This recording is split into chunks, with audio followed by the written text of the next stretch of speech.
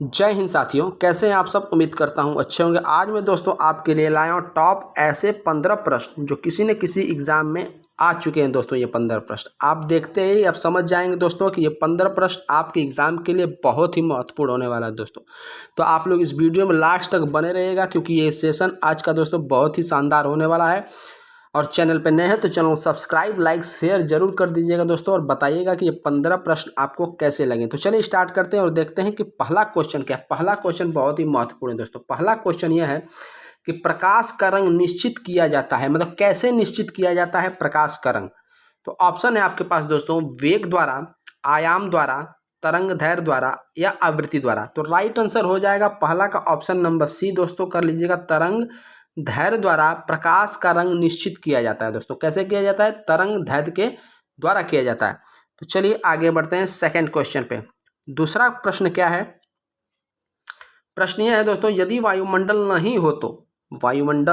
नहीं हो तो पृथ्वी से आकाश किस रंग का दिखाई देगा। यह क्वेश्चन बहुत बार दोस्तों पूछा जा चुका है, अनगिनत बार पूछा जा चुका है। तो ऑप्शन है काला, नीला, पीला या नारंगी। राइट आंसर हो जाएगा ऑप्शन नंबर ए दोस्तों, काला दिखाई देगा। कैसा दिखाई देगा दोस्तों? ऑप्शन नंबर ए ब्लैक दिखाई देगा दोस्तों, याद रखिएगा। क्वेश्चन बहुत बार आ चुका है एग्जाम में। क्वेश्चन नंबर थर्ड, क्वेश्चन क्या कह रहा है कि सूर्य की किरणों की तीव्रता मापने वाला उपकरण को क्या कहते हैं। जो किरणों की तीव्रता मापने का उपकरणों को क्या कहते हैं? एस्ट्रोमेट्री, एक्टियोमीटर, बैरोमीटर या थर्मोमीटर। राइट आंसर हो जाएगा दोस्तों ऑप्शन नंबर बी। तीसरा का बी कर लीजिए, एक्टियोमीटर इसका नाम है, जो सूर्य के किरणों की तीव्रता को मापता है दोस्तों। आगे बढ़ते हैं। क्वेश्चन नंबर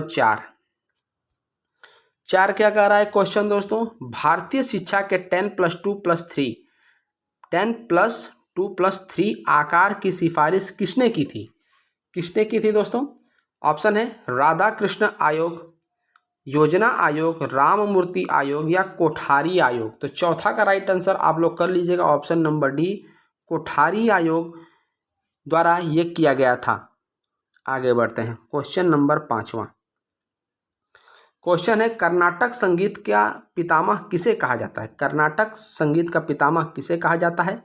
पुरंदरदास, महेश दास, त्यागराज या नन। राइट आंसर हो जाएगा ऑप्शन नंबर ए, पुरंदरदास को कर्नाटक संगीत का पितामह कहा जाता है। आगे बढ़ते हैं। छठवां प्रश्न आ गया है दोस्तों। छठवां प्रश्न क्या कह रहा है? मुगल कालीन शासकों में से किस शासक के काल को चित्रकारी का स्वर्ण काल कहा जाता है।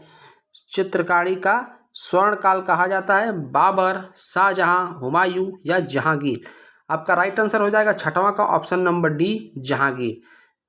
यह भी पूछा जाता है दोस्तों एग्जाम में कि जहांगीर ने कहा था दोस्तों, जो चित्रकला का दुश्मन है वो मेरा दुश्मन है। यह भी क्वेश्चन बहुत बार पूछा जा चुका है। ये कथन किसका है? तो जहांगीर आप लोग राइट आंसर कर लीजिएगा। आगे बढ़ते हैं। सातवां प्रश्न आ गया है कि महावीर का जन्म किस राजघराने में हुआ था। ऑप्शन है शाक्य, गात्य क्षत्रिय, लिच्छवी या सातवाहन। राइट आंसर हो जाएगा ऑप्शन नंबर बी, गात्य क्षत्रिय में हुआ था महावीर का जन्म। आगे बढ़ते हैं। क्वेश्चन नंबर आठवां, सितारा देवी का संबंध किस नृत्य से। सितारा देवी एक फेमस नृत्यज्ञ है दोस्तों। संबंध किस नृत्य से? गरबा नृत्य से, भांगड़ा नृत्य से या मणिपुरी नृत्य से या कथक नृत्य से। राइट आंसर हो जाएगा ऑप्शन नंबर डी, कथक आपका राइट आंसर कर लीजिएगा दोस्तों। सितारा देवी का संबंध जो दोस्तों है कथक नृत्य से। आगे बढ़ते हैं। नौवां प्रश्न पे आ गए हैं दोस्तों। नौवां प्रश्न क्या कह रहा है? शास्त्रीय संगीत कहाँ से लिया गया है। शास्त्रीय संगीत मतलब कहाँ से लिया गया दोस्तों? ऑप्शन है ऋग्वेद, सामवेद, यजुर्वेद या अथर्ववेद। राइट आंसर हो जाएगा ऑप्शन नंबर बी, सामवेद से लिया गया है दोस्तों शास्त्रीय संगीत। आगे बढ़ते हैं। 10वां प्रश्न पे आ गए हैं। यह भी क्वेश्चन महत्वपूर्ण है। जेरूसलम किन लोगों का तीर्थ स्थल है? यहूदियों का, ईसाइयों का, मुसलमानों का या इनमें से कोई नहीं। राइट आंसर हो जाएगा ऑप्शन नंबर ए, यहूदियों का है यरूशलेम तीर्थ स्थल। आगे बढ़ते हैं। 11वां प्रश्न पे जा गए हैं दोस्तों। 11वां प्रश्न क्या कह रहा है कि भारत में प्रथम खुला विश्वविद्यालय कहाँ स्थापित हुआ था। भारत का प्रथम मतलब पहला जो है दोस्तों खुला विश्वविद्यालय कहाँ स्थापित हुआ था। उत्तर प्रदेश, कोलकाता, नई दिल्ली या हैदराबाद। राइट आंसर हो जाएगा ऑप्शन नंबर डी, हैदराबाद में भारत का पहला खुला विश्वविद्यालय स्थापित हुआ था दोस्तों, याद रखिएगा। 12वां प्रश्न आ गया है, पेड़ पौधे दिन में कौन सी गैस छोड़ते हैं।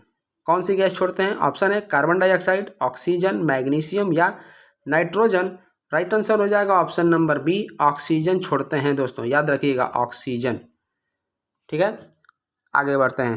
क्वेश्चन नंबर 13, कामायनी किसकी रचना है। कामायनी एक प्रसिद्ध पुस्तक है दोस्तों, किसकी रचना है। जयशंकर प्रसाद, मुंशी प्रेमचंद, महादेवी वर्मा या सुमित्रा नंदन पंत।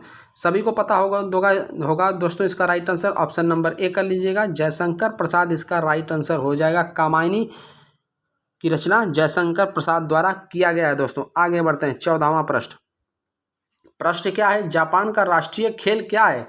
जापान का राष्ट्रीय खेल क्या है। क्रिकेट, हॉकी, जूडो या वॉलीबॉल।